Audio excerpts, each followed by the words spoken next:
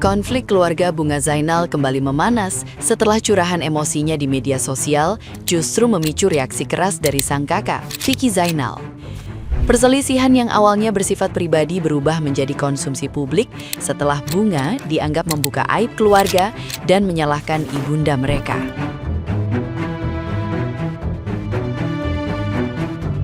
Kondisi ini membuat Vicky bereaksi tegas karena menilai tindakan tersebut dapat menambah tekanan batin orang tua yang tengah menghadapi kondisi kesehatan yang tidak stabil.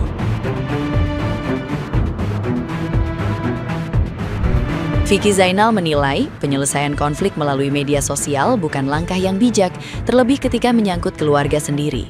Ia menegaskan bahwa setiap anak memiliki peran dalam merawat orang tua dan tidak sepantasnya ada pihak yang merasa paling berjasa.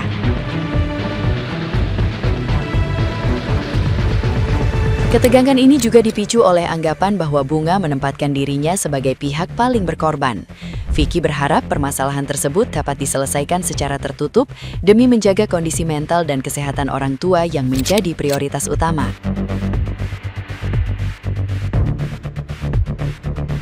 Papa lagi sakit, sekarang lo mau buat mama lo sakit parah juga.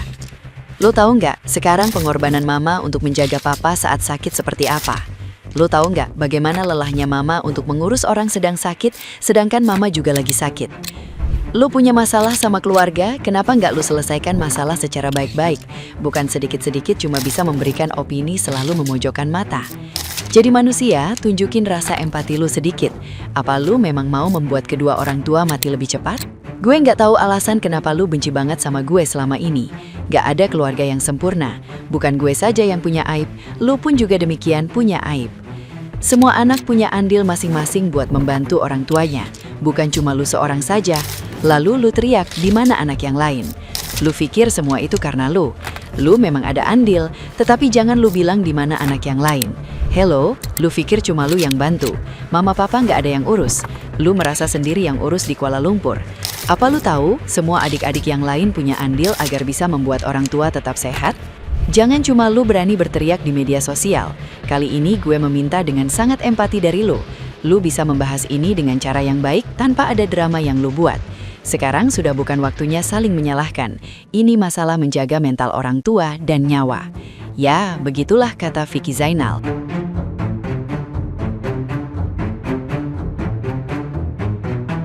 Nah, gimana nih menurut netizen yang terhormat? Silahkan berkomentar ya. Kakak tertua, lu masalahnya ada di lu. Kenapa lu sekarang jadi nyalain netizen, ngomong ke wartawan bahwa netizen mau jokin, netizen yang bawa ke kanan, bawa ke kiri. Lu yang ngomporin adik-adik lu, ngomporin mak lu untuk mau jokin saudara lu. Ketika sekarang saudara lu, adik lu itu buka suara, akhirnya kita semuanya tahu kejadian sebenarnya.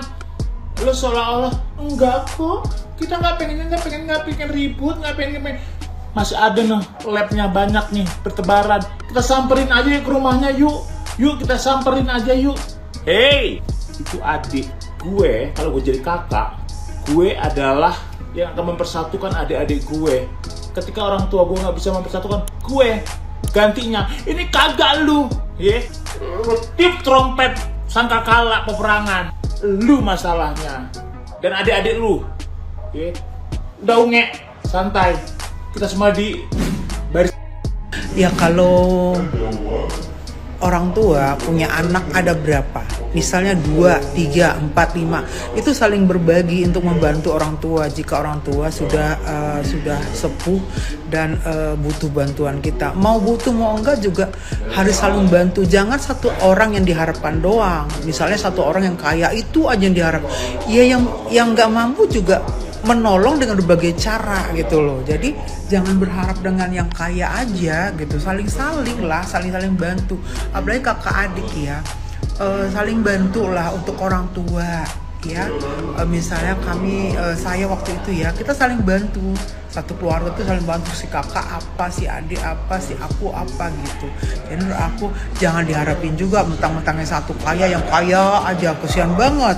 Yang kaya kan juga punya kebutuhan, bisa juga untuk anak atau keperluan lain. Ya, jadi itulah pentingnya saling ngobrol, saling ngomong sesama kakak adik untuk bagaimana nih orang tua kita, karena orang tua kita yang sudah membesarkan kita udah segala bla bla bla. Tanpa orang tua kita kan nggak ada. Tanpa mama papaku aku pun nggak ada. Begitu, gitu ya. Jadi aku share supaya kita juga ingat gitu. Nauzubillah min jangan sampai nanti kita digituin sama anak kita gitu. Jadi pentingnya kakak adik itu untuk bersatu akur untuk membahagiakan orang tua gitu, say. Gue sama sekali bukan fansnya Bunga, tapi gue ngikutin kasusnya dia kok, kayak yang gue ngerasa dia tuh sama banget kayak gue dulu.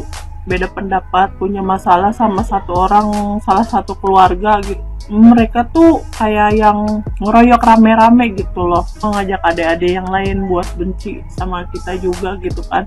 Gue pernah banget di posisi kayak gitu, dan rasanya tuh sakit banget ya. Nah, suatu hari gue punya masalah sama adik gue yang laki-laki, gak bisa gue sebutin namanya ya. Posisinya kayak gitu. Jadi si adik gue ini suka ngadu-ngadu omongan gitu kan ke orang tua gue, dan salahnya orang tua gue percaya gitu kan. Akhirnya kita berdebat di situ, terus sampai yang gue harus disuruh pergi sama bapak gue, sampai gue dibilang sana lu ikutin laki lu gitu kan. Akhirnya sampai yang daripada kita harus debat atau ngelawan orang tua, jadinya mendingan kita milih pergi nggak sih gitu kan, milih menjauh nggak sih daripada harus kayak gitu terus, takut dicap anak durhaka kayak gitu. Sampai yang pernah gue suatu hari ketemu nyokap, ketemu mak gue di suatu acara keluarga. Nah di situ gue ngeliat emak gue tuh, kayak gue nyapa emak gue, mak baru sampai gitu kan, emak gue yang langsung buang muka, gue yang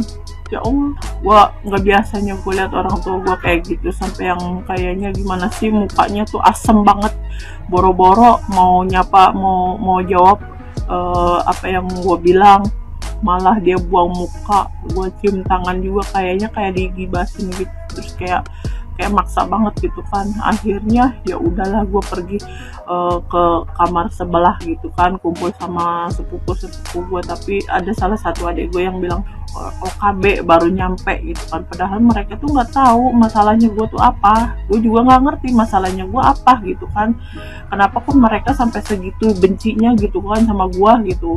Akhirnya daripada kita ribut sama orang tua, sama keluarga, sama adik gitu kan, jadi gue milih menjauh.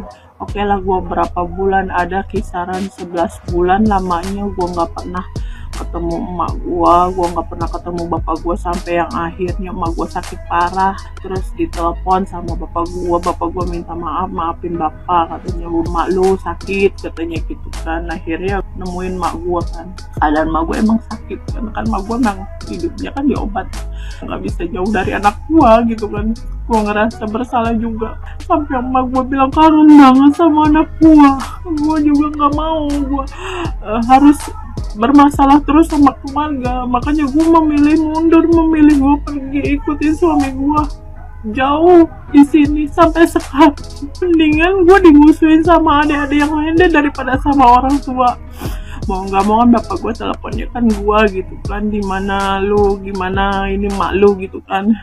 Akhirnya udah dari situ baik lagi, keluarga rukun lagi gitu kan. Tapi ya tetap gitu kan, yang namanya saudara mah mau jelek bagusnya juga tetap kan kita baik lagi, dimaafin lagi, nanti ada lagi kita baik sama yang ini lagi, nanti yang ini begitu lagi. Jadi kayak gitu terus, capek banget gak sih gitu kan.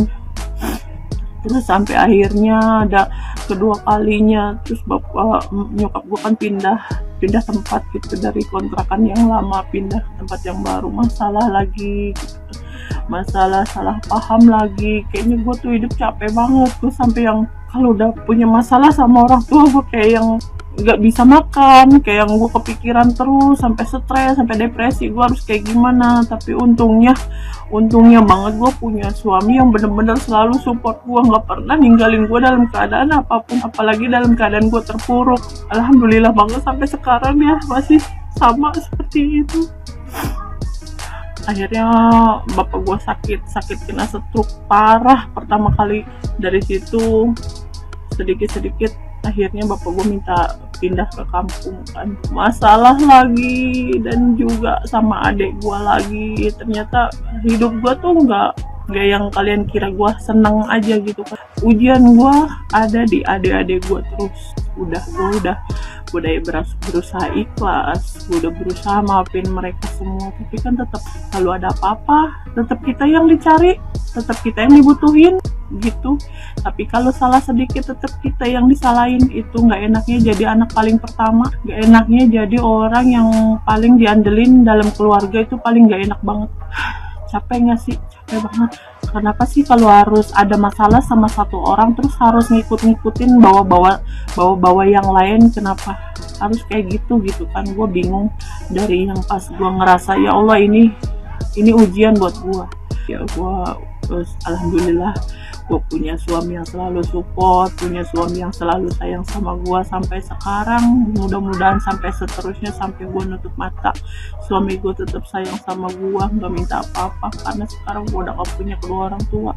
Jujur gue paling takut dan gue paling sayang banget sama orang tua.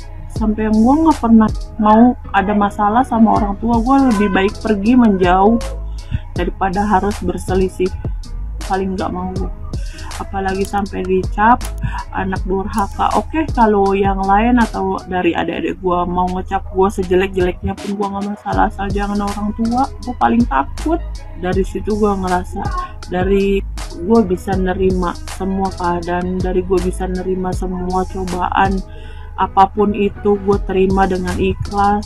Dan dampaknya alhamdulillah, ternyata Allah tuh sayang banget sama gue. Hidup gue lebih baik, rezeki gue juga lebih lancar. Alhamdulillahnya cukup, insya Allah mau apa-apa cukup. Lebih banyak bersyukur, lebih banyak bahagia, lebih banyak nerima, ikhlas, karena udah terbiasa.